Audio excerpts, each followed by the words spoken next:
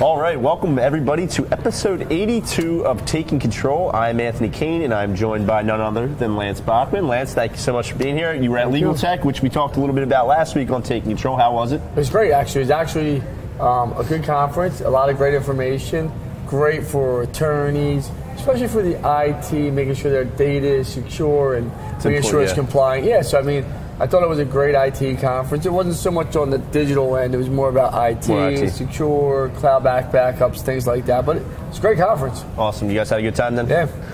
Perfect. Well, Lance is here on episode 82 of Taking Control. We're going over something I think it's going to be perfect that Lance is actually here, being a business owner himself of multiple businesses, but just being a business owner, he talks to more business owners than anybody I think I know in my life. So it'll be good to get your feedback, your take on a lot of this. So we're going to be talking a little bit about attribution and in general, do you know where your money's actually going? But before we dive into that, a few announcements. One, as always, One SEO is hiring big time on the tech side. We're also hiring big time on the digital marketing side. I know we're looking for IT technicians. We're looking for datacom specialists, PPC people, social media people, web developers. I mean, they're the core businesses positions that we're looking for right now, especially PPC, pay-per-click people that have experience. Obviously, these positions, you need to have experience. There's no on-the-job training. We need people that have worked for another agency or in-house somewhere. But we are hiring. We're looking for PPC people. We're looking for SEO people, developers, social web designers, IT, desktop support, and the datacom side, the Cat 5, Cat 6 installation people.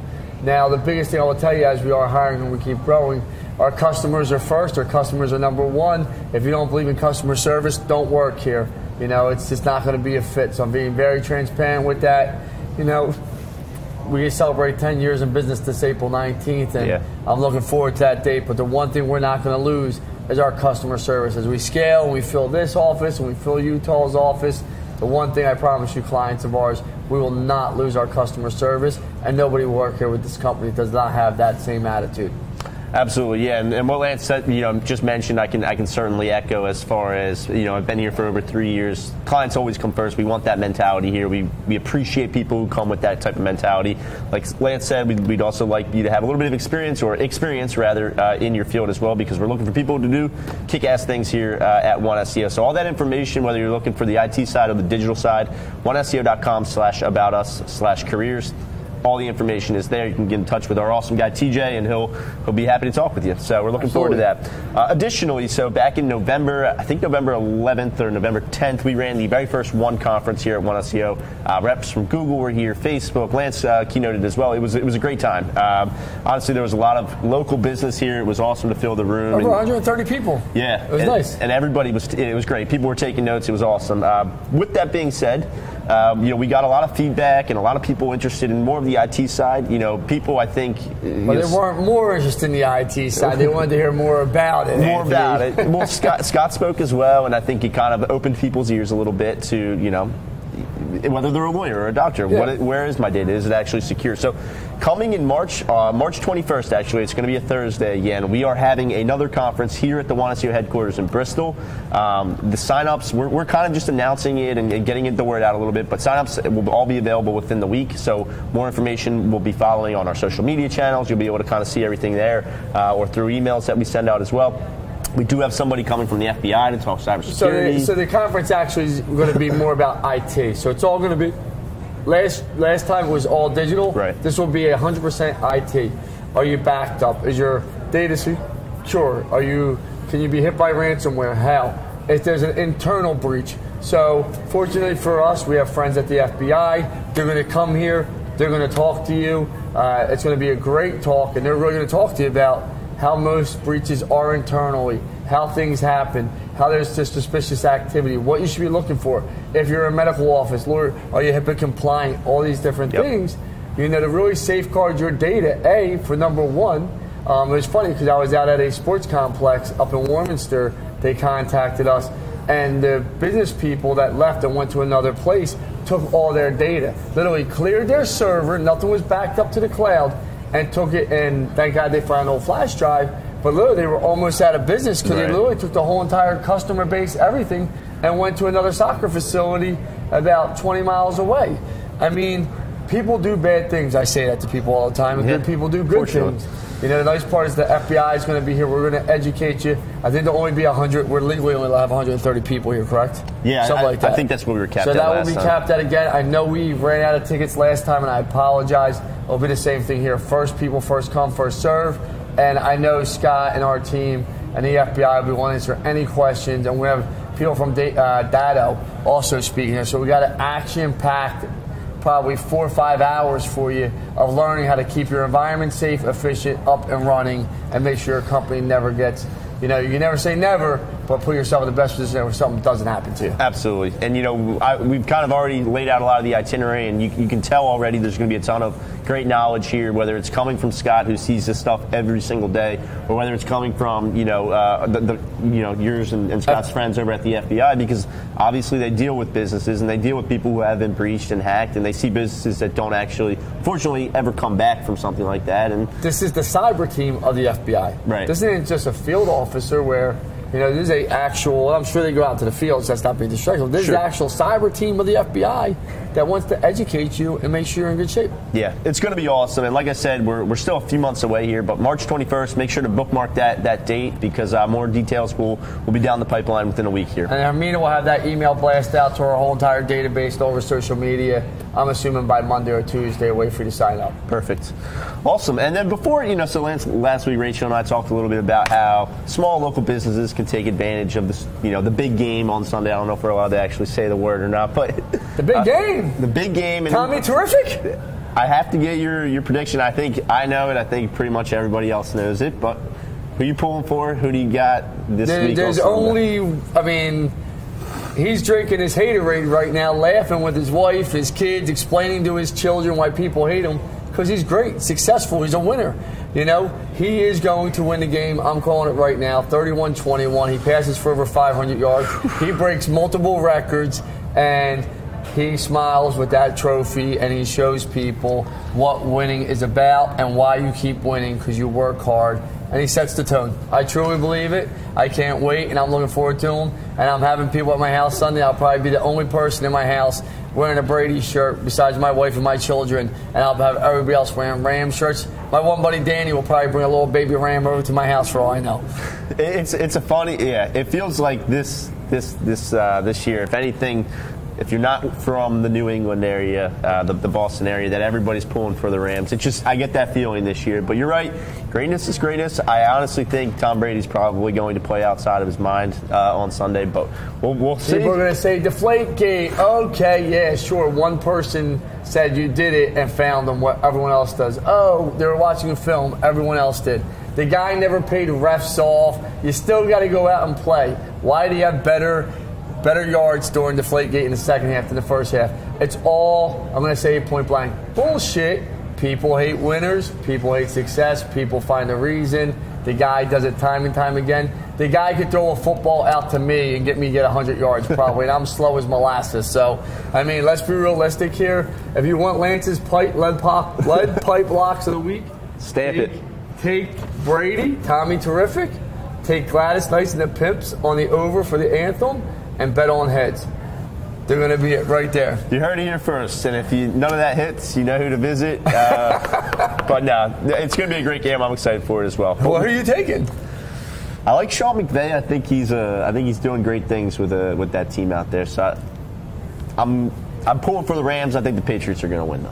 That's just pulling for the Rams. I like it. Yeah. Well, I gotta go. Yeah, that's been fun. But no, so we wanted to jump in, Lance. I'm going to kick things off real quick with just kind of what attribution is, and then I want to fire a question your way. So, you know, when you look at attribution and it extends outside of marketing, but it's basically, are you able to pinpoint where that conversion came from, or how that conversion ended up being a lead, or, you know, someone called you, how did they find you? Where are you pointing to say that that's how they got to you? And I think it's one of the most important things, because ultimately, you know, you're a business owner, you're spending X, you want to know what you're getting, what's that why, and you have the right to know that, because otherwise you could be spinning your wheels, you could be spending money on things that aren't working or whatever it might be. So, Lance, you see businesses all the time who either contact us or whatever it might be, and they're looking to see how they can grow or expand. When I'm sure one of the questions that you and Bill and everybody asks is, are you even able to really track your ROI right now? And are you aware of what you're getting with your current budget? Because they have budgets, but what's their typical response there? Because I really don't know. I think when you go through the process and people contact us, they don't know what their ROI is. The majority of them, some of the bigger clients might, but I'd say the average small and mid-sized business, they just have a gut feeling. They go off their gut. They just say, I'm just not happy. And a lot of times I'm not sticking up for the agencies here, because agencies, right, the reason why you lose clients and no different than any other agency is number one, communication and proven value. Sure. I mean, that's I don't care what anyone says. And, if a client fires you because mistakes happen, that's on the client. They got thick skin, because mistakes are going to happen in digital marketing. I say it all the time. Right. But I think a lot of times you get fired and you lose clients because they don't understand, or you're not communicating to them full transparency of what those attributions are. And when people come to us, we ask, hey, how are you tracking? What are you looking at? And I would say 9 times out of 10, I still, believe it or not, to this day, Anthony, I get impressions. I got this many impressions, or I just get this many people visited my website, or this is just my rankings. And normally there's no tying all the pieces together for contact boxes, phone calls, emails, walk-ins. There's none of that attribution model that we talk about. But I would say 1 out of 50 people that contact us actually know the attribution. Actually, I'd say 1 out of 100.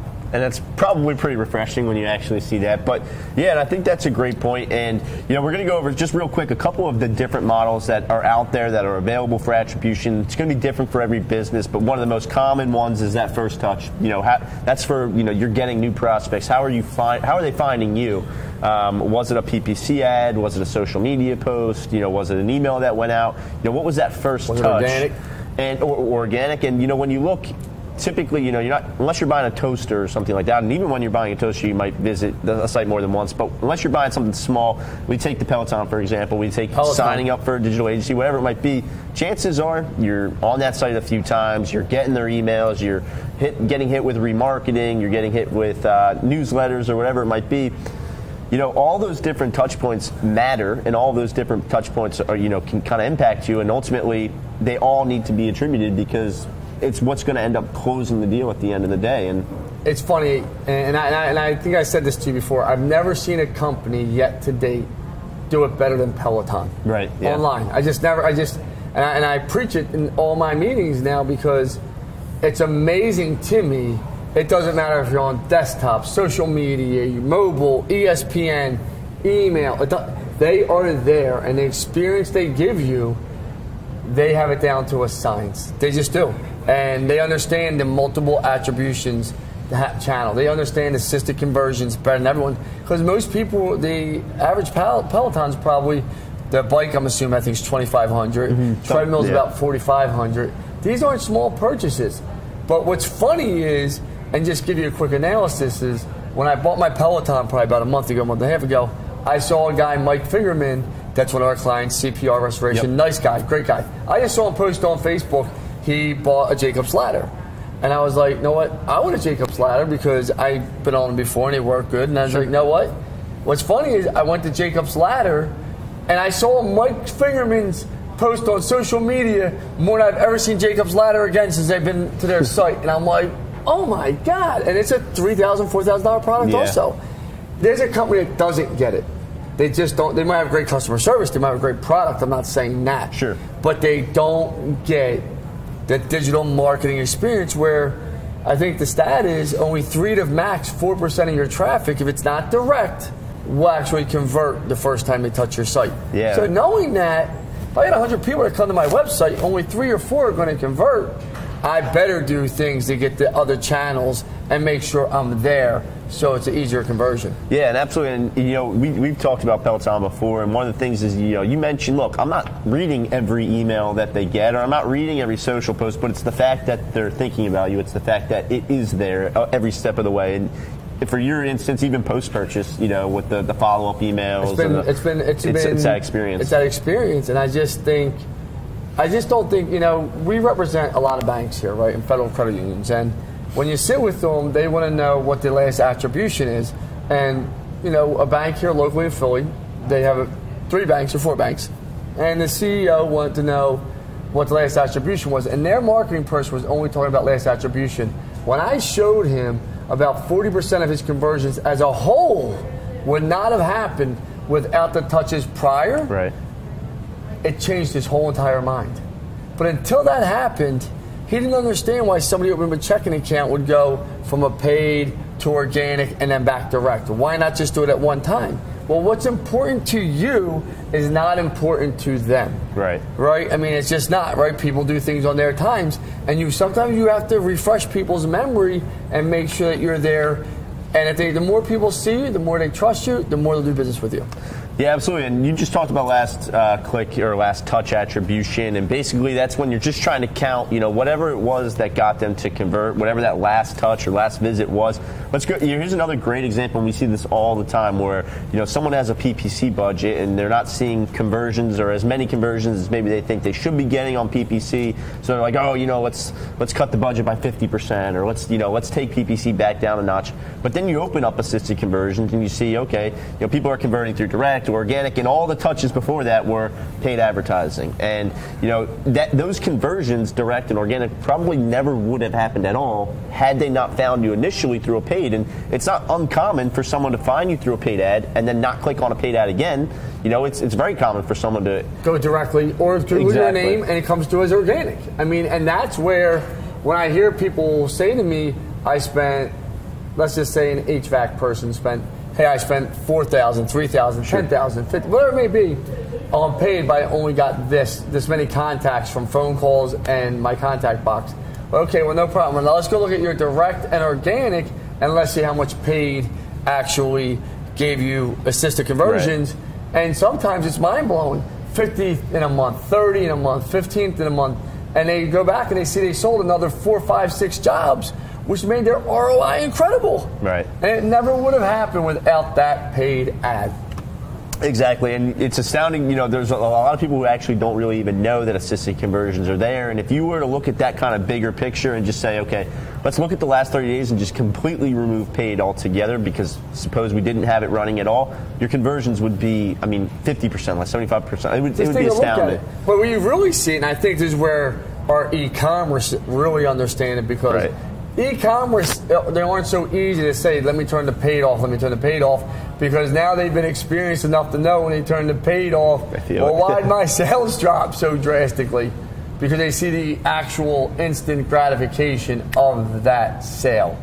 And when they see that, it's the same exact process, but it's a little different of a buying process, but still, it's still the same thing. PPC and assisted conversions, whether it be organic, direct, referral, social media, email marketing, look at everything that you're doing, look at the attribution, and then go to what was my final attribution, but what were the steps prior to those final attributions that they took, and divvy them out. Yeah, and look, I got some stats here, but if I had to pick one, I think one of the ones that sticks out to me the most is 84% of business owners say that they know it's important to attribute where their conversions are coming to which channel, but only 10% feel like they either have an understanding or the capability to even do so. And that's being here with Lance for over 3 years, that's not an uncommon problem. We see that all the time where people really just don't know.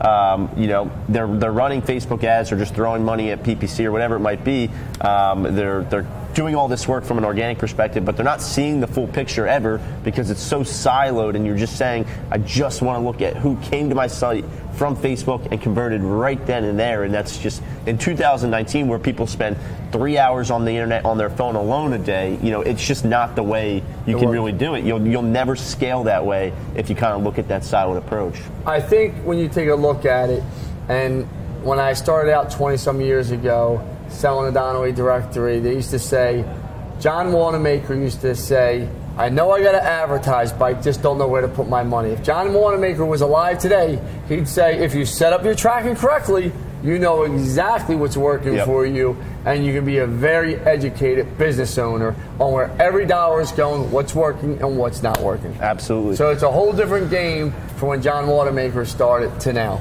It really, really is. And, that's a perfect segue even into, it's important to track the different touch points, the different, everything that leads up to a conversion, but you also have to always factor in the the fact, really, that people are maybe searching on their desktop to start, or maybe they're at work and they're on their phone and they see you for the first time, and then they go home and they convert on desktop. So that cross-device is so important, too, because you might think, well, all my conversions, everybody's buying on the computer. You know, that's great, but you still have to focus on mobile, and you still have to make the experience great on mobile, because maybe they're discovering you on mobile. You know, and people always say, we get businesses that maybe are in Bucks County or Montgomery County, and they say, why do I get all this traffic, you know, from Philadelphia? They're not in my backyard, whatever it might be. People at work. I mean, you have to think the city is floods with people. So it's like people are at work on their phone. That's every day. It's not a concept anymore. That's just what it is. People are constantly moving. People are constantly using their phones or tablets at night and desktops. And it's so important to, in the same light as assisted conversions, also kind of consider that it's not just where they're converting. They're spending time. Yep. It's where it starts, that touch point. You know, it's funny is Anthony hit a key point, because a lot of people will say to me, my traffic's from outside of my area, and it's right on the cusp, whatever. I don't understand why. And exactly, are they on mobile? But you can actually take that traffic, segment it, and see if there's any conversions from it. Or anything. So don't look into the attributions, look into the conversions, and see what's converting, because that's going to be the biggest thing. Where is it starting from? What's the pathway it's going? And make sure that customer has a great experience. And like Anthony said, you know, e-commerce, I speak at almost every conference, people always ask me, do you find that more people are converting on mobile now or desktop? And that's the big debate. Right. And what people don't realize is that both experiences got to be great, and every e-commerce is different. Some have more desktop, some have more mobile. But the one thing I will tell you that everyone sees is that cross-channel device starting on mobile, then going to desktop. So don't make sure that your mobile experience is a great one, that you're there mobile. Yeah, absolutely. 71% of customers will react negatively if it's a completely different brand experience on desktop and mobile. So it's important to say, well, it's responsive, so I'm good. You know, there's things that you can do outside of that to make it even better from that experience. Maybe the phone number, understand, people maybe search with just one hand. Like, is everything easy to access? Is everything easy to understand? The mobile side of things, I think you nailed it. It's huge. People start a lot of the discovery funnel right then and there. Well, Lance, we've been doing this for 82 weeks now, which is pretty insane. I think this was probably this was a good episode. I'm glad we got to dive into this, because honestly, it's a confusing model, and it can be confusing, but it doesn't have to be. I think that's a big myth in digital marketing. It's all about sitting down in the beginning and saying, okay, we're going to put together a strategy. What are we tracking? What do we want to track? Are we able to, analyze every touch point across that funnel, beginning to end?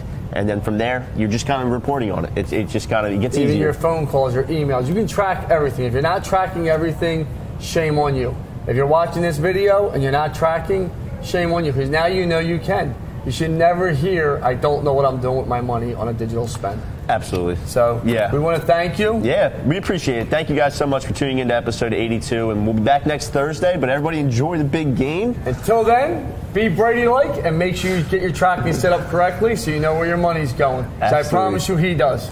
He probably does. Thank you guys so much. Have a great weekend.